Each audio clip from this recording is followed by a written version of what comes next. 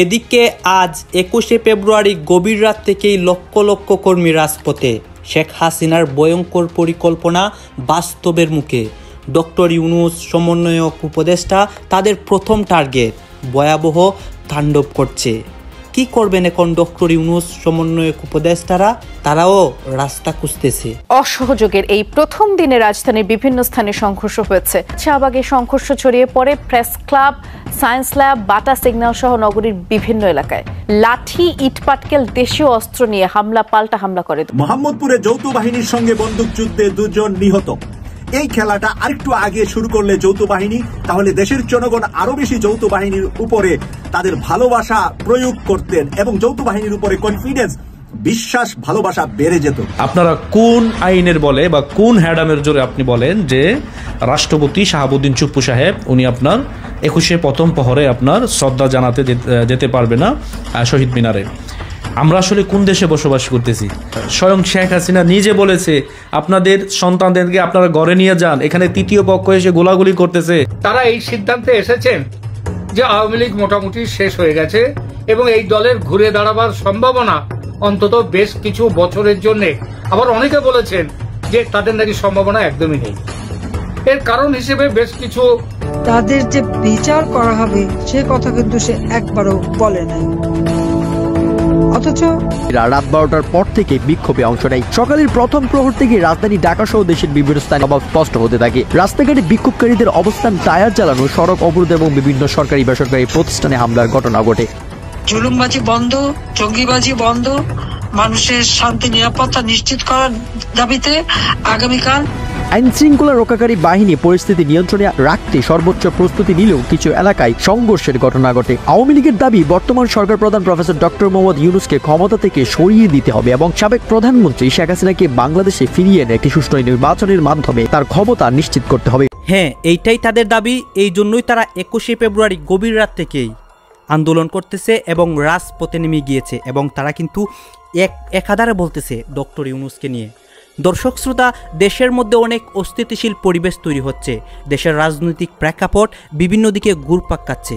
এখন কি হয়েছে, এই 21শে ফেব্রুয়ারিকে কেন্দ্র করে আওয়ামী লীগ বিশাল ধরনের একটা পরিকল্পনা করে এবং শেখ হাসিনাকে দেশে নিয়ে আসার ষড়যন্ত্র এক প্রকার সফলের দিকে যাচ্ছে। এইসব বিষয় পর্যালোচনা করে আমরা অনেক তথ্য পাই এবং ভিডিও পাই। সব কিছুই আপনাদের সামনে এক এক করে ধারাবাহিকলি তুলে ধরবো।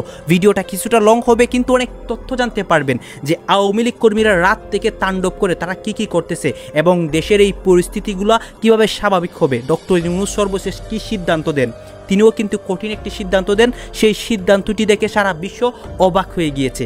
আসুন আপনাদের জন্য যেই নিউজগুলো রেডি করেছি সেইগুলো আগে দেখে আসি এবং ভিডিও শেষে আমাদের গুরুত্বপূর্ণ মন্তব্যগুলো করি। এরই মধ্যে কয়েকটা ইম্পর্টেন্ট ক্লিপ দেখাবো, সেইগুলোও কিন্তু আপনারা দেখে যাবেন। দেখেন, আমার বিশ্লেষণ ক্ষমতা খুব বেশি ভালো না, ঠিক আছে, বাট কিছু জিনিস আপনাদের সামনে আনতে চাই। আওয়ামী লীগ মাঠে নামবে এবং তাদেরকে মাঠে নামানো হবে। কেন জানেন? এই মুহূর্তে যে বিভাজন তৈরি হয়েছে, সেই বিভাজনে ক্ষমতায় টিকে থাকতে হলে, আগামী নির্বাচনে পাশ করতে হলে অনেক দল আছে বিএনপি ছাড়া যাদের আসলে পেশি শক্তি নাই।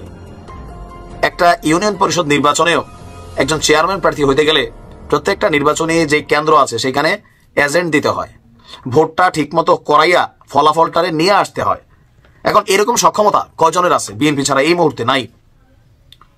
এখন ছাত্ররা নতুন রাজনৈতিক দল করছে। গতকালকে উপদেষ্টা আসিফ মাহমুদ এক বক্তব্য দিয়ে আজকে আবার বদলাই ফেলছে যে তারা হুরাতে দিছিলাম, পুরোটা বলি নাই। কালকে বললো যারা আওয়ামী লীগের অন্যায় করে নাই, অপরাধ করে নাই, তারা নির্বাচনে আসতে পারবে। আজকে সে বলতেছে আমি আসলে পুরোটা খুইলা বলতে পারি নাই, মেইন কথা হচ্ছে আমি আওয়ামী লীগের নির্বাচনে চাই না, আওয়ামী লীগের নামও নিশ্চিহ্ন করে দিতে হবে। আচ্ছা, যদি স্থানীয় সরকার নির্বাচনটা আগে হয় তাহলে মাঠ পর্যায়ে আওয়ামী লীগ, যুবলীগ, ছাত্রলীগ এদের কিন্তু ডাক পড়বে। লোকালি আওয়ামী লীগের সময় শুধুমাত্র নির্বাচন আসলে বিএনপি এবং জামাতের নেতাদের দাম বাড়তো, কর্মীদের দাম বাড়তো। আমি আমার লোকাল এরিয়াতে দেখছি যে আওয়ামী লীগের নেতার পাশে জামাতের নেতা বসে আছে। আওয়ামী লীগের নেতার সাথে বিএনপি নেতাকর্মীদের সখ্যতা ছিল। কেন? নির্বাচনকে কেন্দ্র করে, হোক সেটা মার্কার প্রার্থী অথবা বিদ্রোহী প্রার্থী। এখন জাতীয় নির্বাচন বলেন, স্থানীয় সরকার নির্বাচন বলেন, ছাত্ররা শতভাগ চাইছে তারা ক্ষমতায় যাবে। আসিফ যেমন এখন মন্ত্রী পর্যায়ে ঘুরতেছে, তার চিন্তা আমি আগামী তো মন্ত্রী হব। নাহিদও চিন্তা করতেছে মন্ত্রী হব। বিএনপি দেখতেছে আমরাও মন্ত্রী হব। জামাত বলতেছে এইবারই চান্স। হেফাজত চরমনায় সবাই চান্স খুঁজতেছে। এখন এই চান্সের মধ্যে বাংলাদেশে সর্ববৃহৎ একটা শক্তি আওয়ামী লীগ। এই শক্তিটা এখন মাটির নিচে হান্দায় আছে, বাট তাদেরকে ডাকলে কিন্তু তারা বের হয়ে আসবে। কারণ লোকালি অনেক জায়গায় আওয়ামী লীগের নেতাকর্মীরা বিপদে আছে। আবার বিএনপিও সবার সাথে গণহারে মিশামিশি করতেছে না। লোকালি সম্পর্ক ভালো আমাদের প্রত্যেক এলাকাতে, কিন্তু নির্বাচন ইস্যুতে এখন একদল আরেক দলে ঘায়েল করার জন্য রাজনৈতিক মাঠে, অনলাইন মাঠে, রাজপথের মাঠে আপনি দেখবেন যে দরকার পড়বে। আবার এটা বিএনপি ডাক দিক, জামাতের তারা ডাক দিক, বৈষম্য বিরোধীরা ডাক দিক, যারাই ডাক দিক, ইতিমধ্যে কি অভিযোগ আছে না যে বৈষম্য বিরোধীরা বাংলাদেশের বিভিন্ন জায়গায় যে কমিটিগুলো করছে, এখানে ছাত্রলীগের অনুপ্রবেশ ঘটছে, জামাতের মধ্যে আওয়ামী লীগের অনুপ্রবেশ ঘটছে, বিএনপির মধ্যে আওয়ামী লীগের অনুপ্রবেশ ঘটছে, বাকি আছে কোথাও? বাকি নাই। নির্বাচনের সময় দরকার কি? ক্ষমতা। কে মার্কা পাইলো কে না পাইলো জরুরি না, এলাকাবাসীরা ডাক দিয়ে একটা টিম বানাই ফেলে। আর এখন যেই যুদ্ধ একটা ভাব তৈরি হচ্ছে, বিশেষ করে সরকারি দল আমরা যাদেরকে দেখছি বৈষম্য বিরোধী বা নতুন যে দলটা আসতেছে জাতীয় নাগরিক কমিটি, এই দলটার বিপরীতে যে দলগুলো দাঁড়াচ্ছে, মাঠে কিন্তু শক্তি লাগবে। সরকারের আইন শৃঙ্খলা বাহিনীরা একযোগে জাতীয় নির্বাচন করে আনবে একটা লোকাল এরিয়াতে।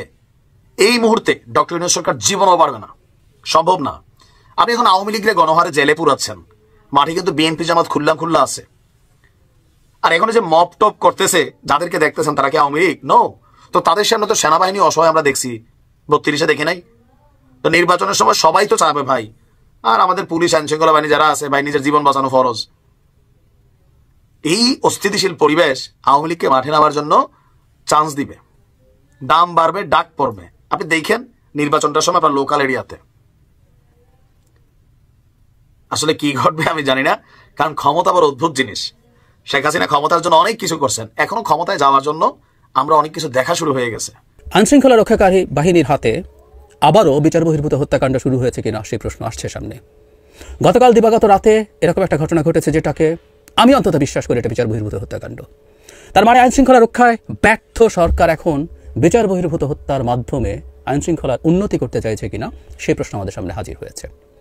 আমার এর আগে আর চোখে পড়েনি এই ধরনের কোনো ঘটনা ঘটেছে, কিন্তু একটা তথ্য আপনাদেরকে আমি কয়েকদিন আগে একটা ভিডিওতে দিয়েছিলাম, যখন যুবদলের একজন কর্মী যৌথ বাহিনীর হাতে গ্রেফতার হয়েছিলেন এবং আটক অবস্থায় নির্যাতনের মুখে হেফাজতে থাকা অবস্থায় নির্যাতনে মারা গিয়েছিলেন, তখন এই তথ্য আপনাদের জানিয়েছিলাম।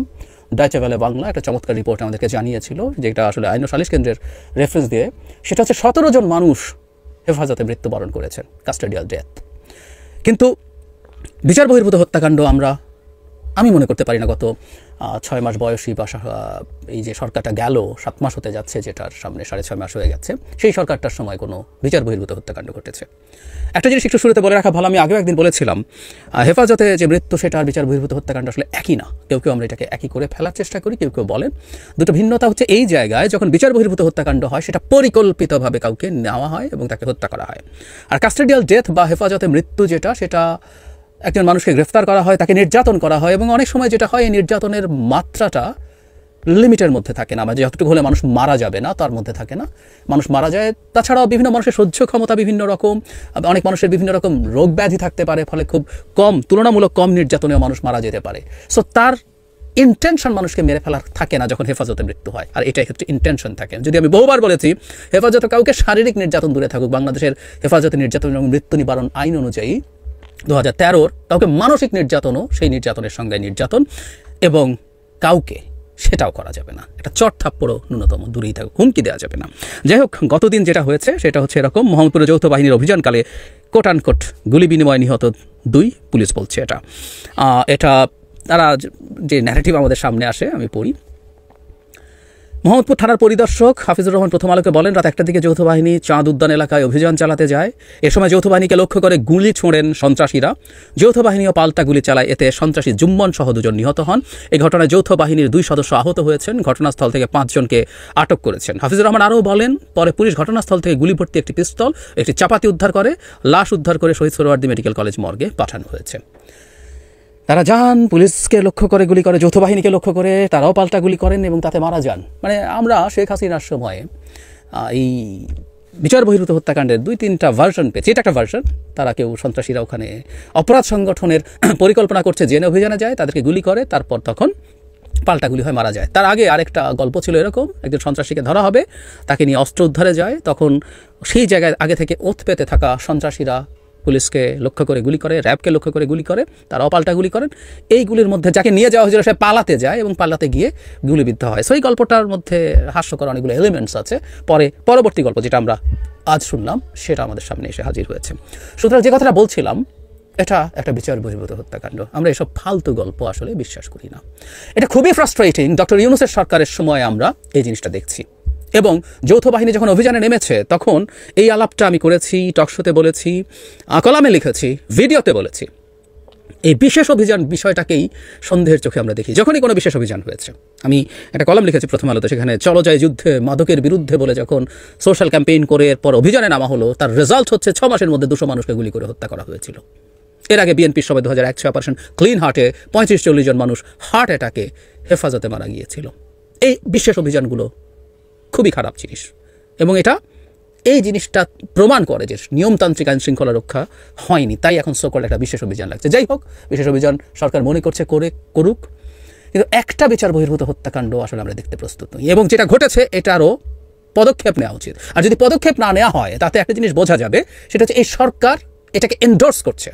সুতরাং এটার ব্যাপারে সরকার কি ব্যবস্থা নিয়েছে, যেমন এর আগে যুবদল নেতার ক্ষেত্রে যেহেতু প্রচুর সরগোল হয়েছিল, এর আগে আরও 16টা হয়েছে, সেটা নিয়ে কিছু হয়েছে বলে দেখিনি, কিন্তু যুবদল নেতা যেহেতু হেফাজতে মৃত্যু হয়েছে সেখানকার ব্যাপারে কিছু ব্যবস্থা নেওয়া হয়েছে বলে আইএসপিআর আমাদেরকে জানিয়েছে। কিন্তু এই ক্ষেত্রে কি ব্যবস্থা নেওয়া হয়েছে, কিভাবে তদন্ত হচ্ছে, ক্ষেত্রে ইনস্ট্যান্টলি ইমিডিয়েট কি স্টেপস নেওয়া হচ্ছে, সরকারকে এটা জানাতে হবে। না হয় আমরা এটা নিশ্চিত হয়ে যাব যে সরকারই কেন্দ্রীয়ভাবে সিদ্ধান্ত নিয়ে এই এক্সট্রা জুডিশিয়াল কিলিং শুরু করেছে। এই বিভৎসতা বাংলাদেশে হতে পারে না।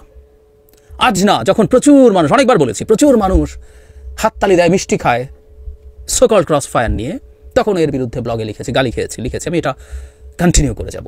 লাকিলি 1-1.5 দশক পরে এসে দেখছি মানুষ এখন অনেকেই এই জিনিসটা যে অসভ্য, এই জিনিসটা যে বর্বর, এই জিনিসটা যে একটা স্টেটকে স্টেট রাখে না, এটা বুঝে যায়। আমি খুব অবাক হই যে ডক্টর ইউনূসের সরকারও কি এটা বুঝবেন না। বিচার বহির্ভূত হত্যাকাণ্ড আদতে রাষ্ট্রের দুর্বলতা ইন্ডিকেট করে। একটা রাষ্ট্র তখন রাষ্ট্র হয়ে ওঠে যখন সে বিচার করতে পারে। একটা রাষ্ট্র তার একটা উইং দিয়ে অপরাধীকে ধরবে, সেটা শাসন বিভাগ, পুলিশ ধরে আনবে, এবং সে বিচার ব্যবস্থার হাতে সোপর্দ করবে, এবং সেই বিচার ব্যবস্থা তার বিচার করবে, তখন এটা রাষ্ট্র হয়ে ওঠে।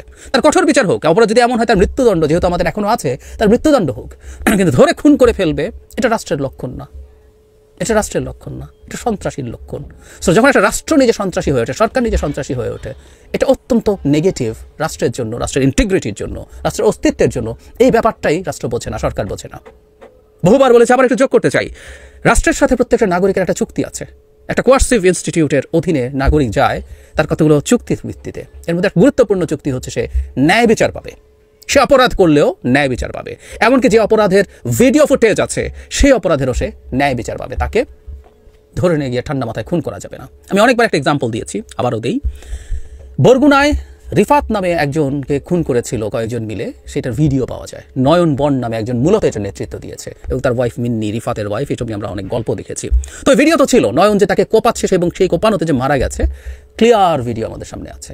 কিন্তু নয়ন বন্ডকে পরদিন বা তার পরদিন বিচার বহির্ভূতভাবে হত্যা করা হয়। অবশ্য নয়ন সেরকম সামর্থ্যবান পরিবারের লোক ছিল না বলে তাকে হত্যা করা হয়েছে। ওই কোপাকুপিতে থাকা অন্যদের কিন্তু সেটা করা হয় না। যাই হোক, নয়নকেও এভাবে বিচার বহির্ভূতভাবে হত্যা করা যায় না। আমরা ভিডিও দেখার পরও তাকে আনতে হবে, বিচার হবে, সাক্ষ্য প্রমাণ হবে, সব কিছুর পর তার ফাঁসি হলে ফাঁসি হবে। এর বাইরে কোনো কিছু এই রাষ্ট্রে আর হতে পারে না। এই বিভৎসতা এই রাষ্ট্রে চলতে পারে না, কোনোভাবেই না। ডক্টর ইউনূসের সময় এরকম ঘটনা ঘটবে, 17টা কাস্টোডিয়াল ডেথের পর 2টো extra judicial killing, it's too high, too high. নিঃসন্দেহে এই মুহূর্তে বিএনপি দেশের সবচেয়ে বড় জনপ্রিয় রাজনৈতিক দল, এ কথা যে কাউকে স্বীকার করতে হবে। কিন্তু এত বড় জনপ্রিয় রাজনৈতিক দল হওয়া সত্ত্বেও, এত অসংখ্য নেতাকর্মী বেসড একটি পলিটিক্যাল পার্টি হওয়া সত্ত্বেও তারা দিগ্ভ্রান্ত এই মুহূর্তে, এ কথাও আমাদেরকে স্বীকার করতে হবে। বরাবরের মতোই বিএনপি সিদ্ধান্তহীনতার মধ্যে রয়েছে অভ্যন্তরীণ এবং আন্তর্জাতিক পর্যায়ের বিভিন্ন সিদ্ধান্ত নেওয়ার ক্ষেত্রে। কেন, কিভাবে, আমরা সেটি বলছি। আর দিগ্ভ্রান্ত শব্দটা যেহেতু উচ্চারণ করেছি, আপনারা নিশ্চয়ই বুঝতে পারছেন যে আমি কোন বিষয়ে কথা বলতে চাইছি। বিএনপি যে দিগ্ভ্রান্ত, বিএনপির এত অসংখ্য নেতাকর্মী থাকা সত্ত্বেও বিএনপি কেন নির্বাচনটি আদায় করতে পারছে না, তা কয়েকজনের বক্তব্য আমরা যদি ধরে ধরে উল্লেখ করি ছোট পরিসরে, নিশ্চয়ই ক্লিয়ার হয়ে যাবে যে আওয়ামী লীগকে নিষিদ্ধ করার কথা ভাবছে সরকারের পক্ষ থেকে অনেকে। সরকারের উপদেষ্টারা সরাসরি বলছেন যে নিষিদ্ধ করা হবে, আবার কেউ কেউ বলছেন যে না, নিষিদ্ধ নয়, নির্মূল করতে হবে। কে বলেছেন? সরকারের স্থানীয় সরকার বিষয়ক মন্ত্রণালয়ের উপদেষ্টা আসিফ মাহমুদ সজীব ভূঁইয়া। আসিফ মাহমুদ সজীব ভূঁইয়া যখন বলছেন যে আওয়ামী লীগকে নির্মূল করতে হবে, তখন আবার তিনি 2 দিন আগে কি বললেন? তিনি বলছেন যে ফ্যাসিস্টদের লোকেরা, আওয়ামী লীগের লোকেরা যদি কেউ মাফ চেয়ে, ক্ষমা চেয়ে নির্বাচনে অংশ নিতে চায়, তাহলে তারা নির্বাচনে অংশ নিতে পারবে। বিষয়টা খুবই সিগনিফিকেন্ট, এবং আমরা তো জানি যে আওয়ামী লীগকে ভাগ করার চেষ্টা চলছে। একটা খণ্ড, 2টা খণ্ড নয়, আরো বহু খণ্ডে বিভক্ত করার চেষ্টা চলছে। একটা গ্রুপ হবে যারা শেখ হাসিনার নেতৃত্বে আওয়ামী লীগ করতে চায়, তারা দৌড়ানির উপর থাকবে। আর একটা গ্রুপ আছে যারা মাফ চেয়ে প্রকাশ্যে আসতে চায়, রাজনীতি করতে চায়, আওয়ামী লীগের রাজনীতি করতে চায়, হয়তো তৃণমূল, ওই তৃণসেবা ইত্যাদি ইত্যাদি নামে আওয়ামী লীগ নতুন করে আসবে, সেই একটা গ্রুপ। আবার একটা গ্রুপ আওয়ামী লীগ থেকে বিচ্ছিন্ন হয়ে নতুন যে কিংস পার্টিগুলো আসবে, তাদের ভিতরে বিলীন হয়ে যাবে। আবার স্বতন্ত্র ডামি ইত্যাদি ইত্যাদি নানান নাম নিয়ে তারা প্রকাশ্যে রাজনীতি করবে।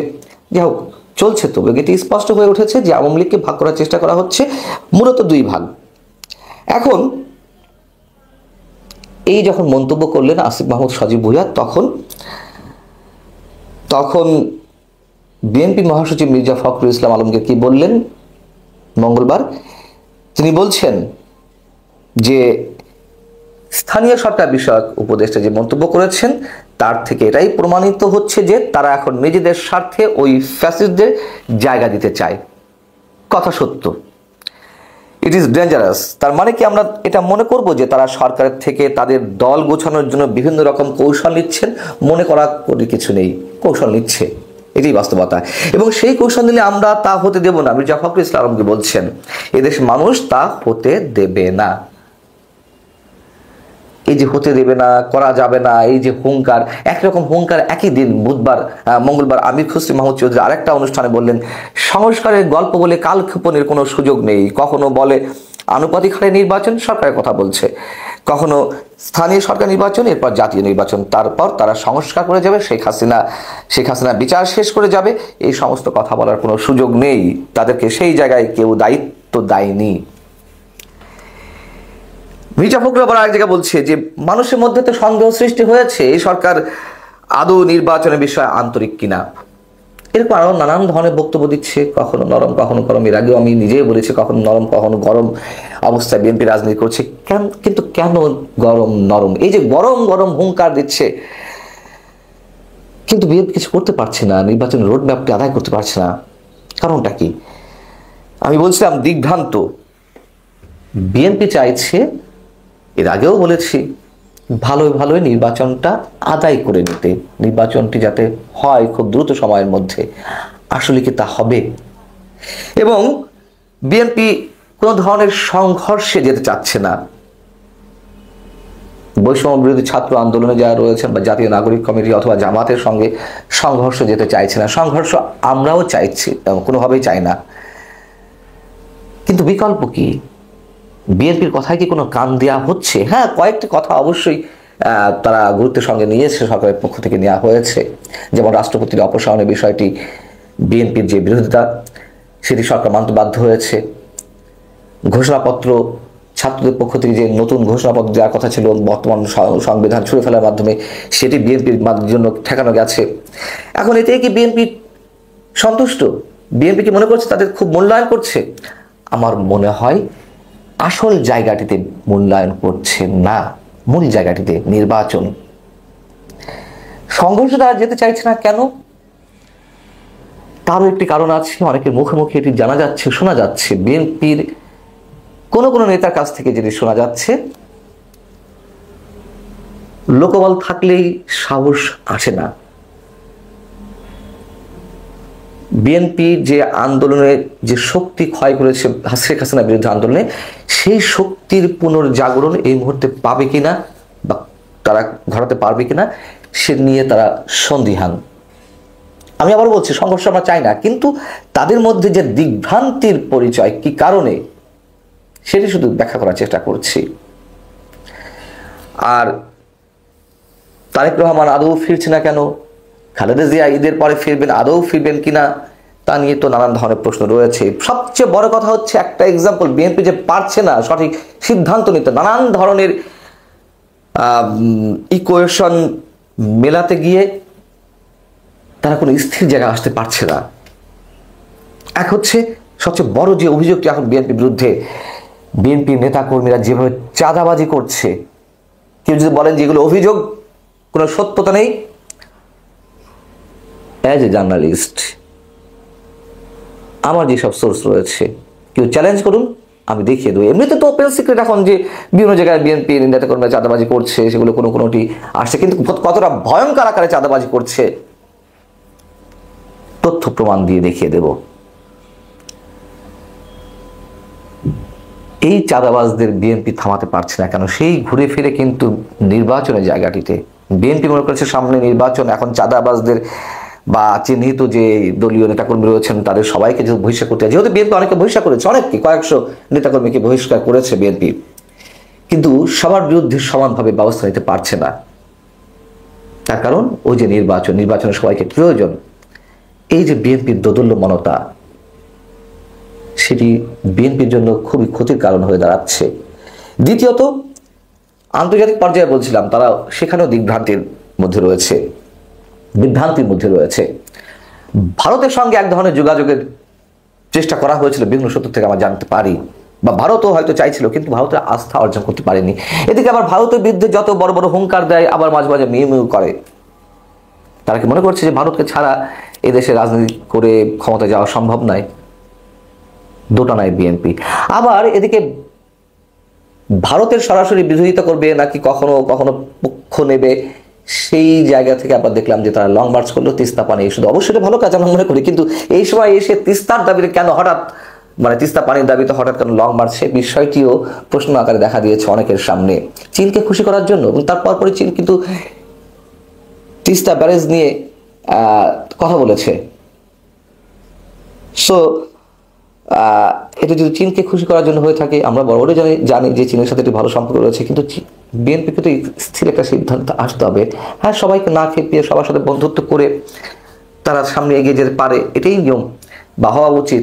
প্রায় 7 মাসের মাথায় এসে আমাদের আইন শৃঙ্খলা বাহিনী এবং কি যৌথ বাহিনী, সেনাবাহিনী, তাদের সমন্বয়ে যে অপারেশন চলছে, সেই অপারেশনে আপনার প্রথমবারের মতো 2 জন নিহত হয়েছে ক্রস ফায়ারে। তো এই ব্যাপারে আমাদের সেনাবাহিনীর তরফ থেকে আইএসপিআর থেকে একটা বিবৃতি দেওয়া হয়েছে। ঘটনার প্রেক্ষাপট হচ্ছে গতকালকে রাতে মোহাম্মদপুরের বসিলায় হঠাৎ করে রাতে আচমকা গুলির শব্দ শুনেছে স্থানীয় এলাকাবাসী। আর এরপর সকাল হতে আমরা আপডেট দেখলাম যে রাজধানী মোহাম্মদপুর বসিলার 40 ফিট এলাকায় যৌথ বাহিনীর অভিযানে 2 জন নিহত হয়েছে। এই মুহূর্তে তাদের মরদেহ সোহরাওয়ার্দী মেডিকেল কলেজ হাসপাতালে আছে। তো কারা নিহতদের মধ্যে একজন হচ্ছেন ভোলার চরফ্যাশন উপজেলার নূরাবাদ গ্রামের। কারা কারা আছেন একটু জানাবেন, এলাকাটা চিনেন কিনা। ওই গ্রামের মোহাম্মদ শাহজাহান আলীর ছেলে মিরাজ হোসেন, যার বয়স হচ্ছে 25 বছর। তিনি মোহাম্মদপুর চাঁদ উদ্যান এলাকার 8 নম্বর রোডের সান্দালির বাড়িতে ভাড়া থাকত। অন্যজন শরীয়তপুরের গোসাইর হাটের দেশভুয়াই গ্রামের আব্দুস সাত্তারের ছেলে মোহাম্মদ জুম্মন, যার বয়স হচ্ছে 26। চাঁদ উদ্যান এলাকার 5 নম্বর রোডে হুজুরের বাড়ির ভাড়াটিয়া ছিল এই জুম্মন।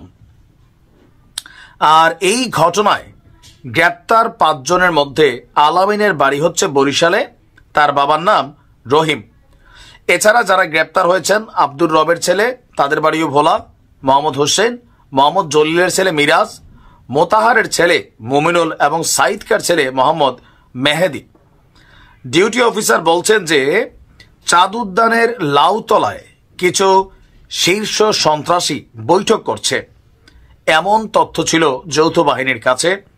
আর এর পরপরই যৌথ বাহিনীর একটি দল সেখানে গেলে আপনার সন্ত্রাসীরা যৌথ বাহিনীর উপস্থিতি টের পেয়ে তাদের উপর আচমকা গুলি চালায়। এতে সেনাবাহিনীর সদস্যরাও পাল্টা গুলি চালায়। এইভাবে 2 থেকে 3 মিনিট গোলাগুলি হয়। এক পর্যায়ে 5 জন সন্ত্রাসী চিৎকার করে আত্মসমর্পণ করে। আর আত্মসমর্পণকারীদের গ্রেপ্তারের সময় তাদের 2 সহযোগীর গুলিবিদ্ধ মরদেহ পাওয়া গেছে। এছাড়া তাদের কাছ থেকে একটি রিভলভার, কিছু গুলি পাওয়া যায়। আটক 5 জনকে থানায় নেওয়া হয়েছে। তবে আমরা তাদের এর বাহিরে রাজনৈতিক কোনো পরিচয় আপাতত এ পর্যন্ত আসে নাই। আইন শৃঙ্খলা বাহিনীর ভাষায় তারা প্রত্যেকে ছিল সন্ত্রাসী। তবে এ নিয়ে মোটামুটি অনেকেই প্রশংসা করছেন, কেউ কেউ সমালোচনাও করছেন।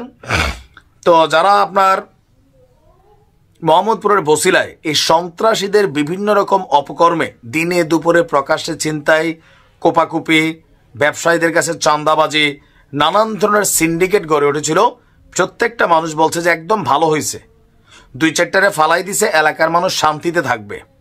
আর সন্ত্রাসীদের কোনো রাজনৈতিক পরিচয় নেই, সে যেই দলেরই হোক।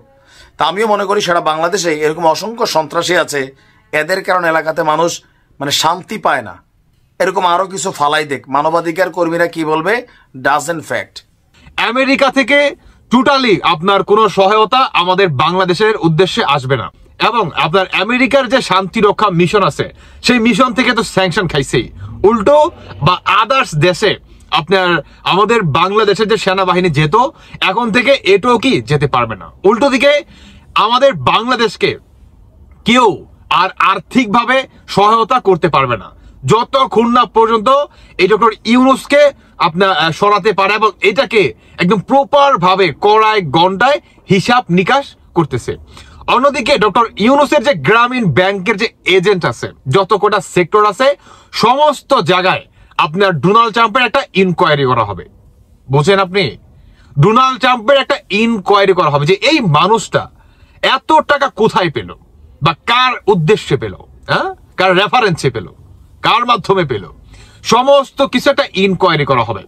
অন্যদিকে আরো একটি সুসংবাদ, সেটি হচ্ছে আমাদের বাংলাদেশের সাবেক প্রধানমন্ত্রী শেখ হাসিনা তার পতনের জন্য যে $29 মিলিয়ন যে আপনার করা হয়েছে, এটাকেও আপনার খতিয়ে দেখা হবে এবং সম্ভাবনা আছে অনেকটা যে শেখ হাসিনাকে বাংলাদেশের সাবেক নয় প্রধানমন্ত্রী করেই কি পুনরায় সসম্মানিত করবে আপনার আমেরিকার ডোনাল্ড ট্রাম্প।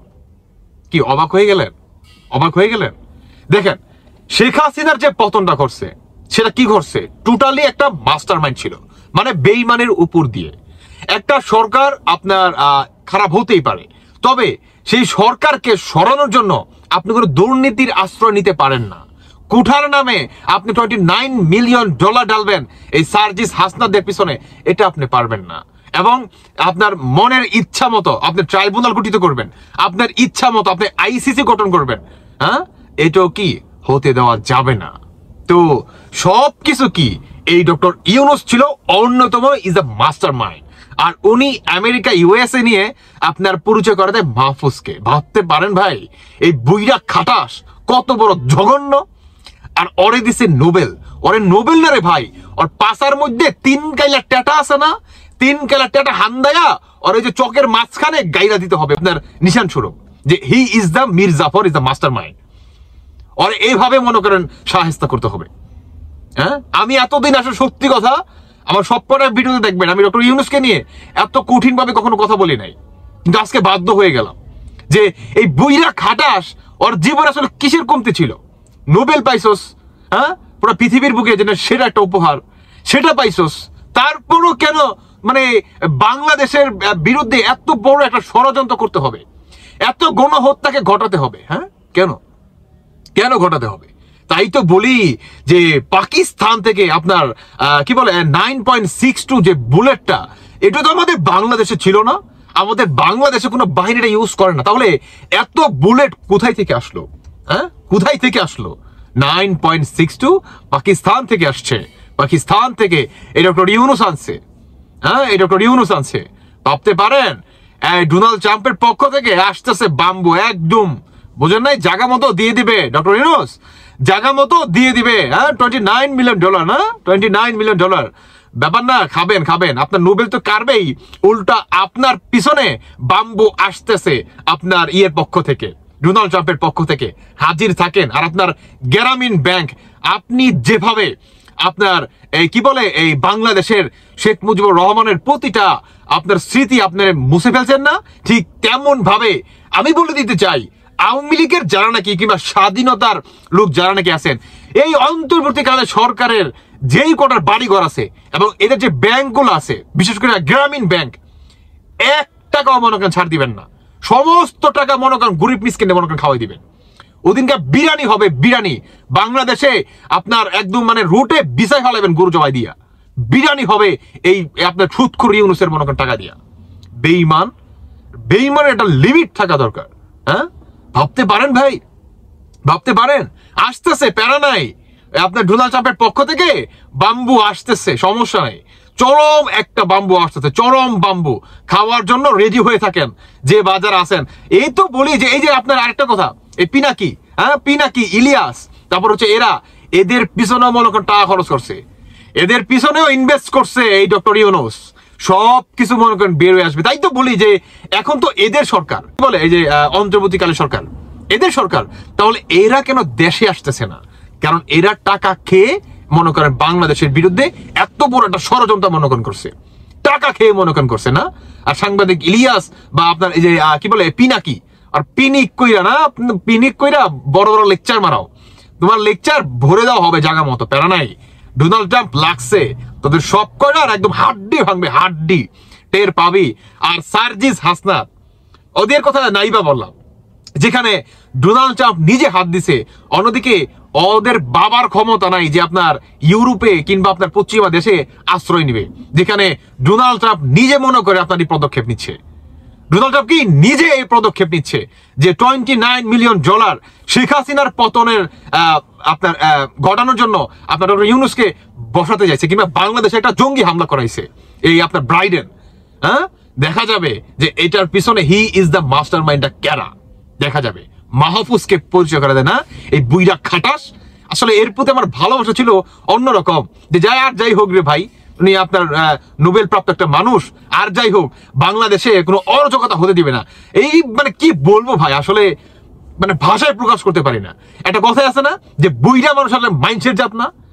গাইজ আপনারা তো দেখলেন এখানে কি কথা হচ্ছে, অনেকে কিন্তু অনেক কথা বলতেছে, অনেকে আলোচনা করতেছে, অনেকে সমালোচনা করতেছে দেশের বিভিন্ন রাজনৈতিক প্রেক্ষাপট নিয়ে, অনেকেই অনেক কথা বলতেছে। মানে আগামীকাল মানে আজ 21শে ফেব্রুয়ারিকে কেন্দ্র করে অনেক কিছু হচ্ছে গভীর রাত থেকেই, এবং এই সব কিছু অংশ আপনাদেরকে দেখিয়েছি, এবং এই বিষয়গুলো নিয়ে সবাই কি মন্তব্য, যার যার মন্তব্যগুলোও দেখিয়েছি। দর্শক শ্রোতা, আওয়ামী লীগ কর্মীরা কিন্তু কিছুদিন পরপরই একটা করে পরিকল্পনা করে, এবং সেই পরিকল্পনাগুলো তাদের পরিকল্পনাগুলো একবারে জ্বলে যায়, এখনও ঠিক সেম করেছে গাইজ। তারা কিন্তু তাদের বক্তব্যগুলো সোশ্যাল মিডিয়াতে প্রকাশ করে, এবং তাদের আন্দোলন, তাদের কর্মসূচি সব অনলাইন জগতেই থাকে, অফলাইনে হয় না। কারণ তাদেরকে রাজপথে নামলে মানে কি করা হয় আপনারা তো দেখেনি। দর্শক শ্রোতা, অন্যদিকে দেশের বিভিন্ন নিউজ এবং দেশের বিভিন্ন কথা অনেক রিপোর্টাররা সবার সামনে তুলে ধরে, তাদেরও কিছু বক্তব্য আপনাদেরকে এখানে দেখিয়েছি। দর্শক শ্রোতা, এতক্ষণ আপনাদেরকে যা কিছু দেখিয়েছি সব কিছু কিন্তু আমরা সোশ্যাল মিডিয়া থেকে সংগ্রহ করছি, এখানে আমাদের নিজস্ব কোনো মন্তব্য নেই বা নিজস্ব কোনো সিদ্ধান্ত নেই। এইসব দেখে আপনাদের কি মনে হচ্ছে এবং আপনাদের মন্তব্য কি, এটি কিন্তু আপনারা অবশ্যই কমেন্ট বক্সে লিখে যাবেন। এবং আপনাদের কাছে একটা রিকোয়েস্ট থাকবে, আমার চ্যানেলটি সাবস্ক্রাইব করবেন এবং পাশে থাকা বেল আইকনটি অবশ্যই বাজিয়ে যাবেন, যাতে করে নেক্সট ভিডিওটা সবার আগে আপনাদের কাছে পৌঁছায়। ধন্যবাদ।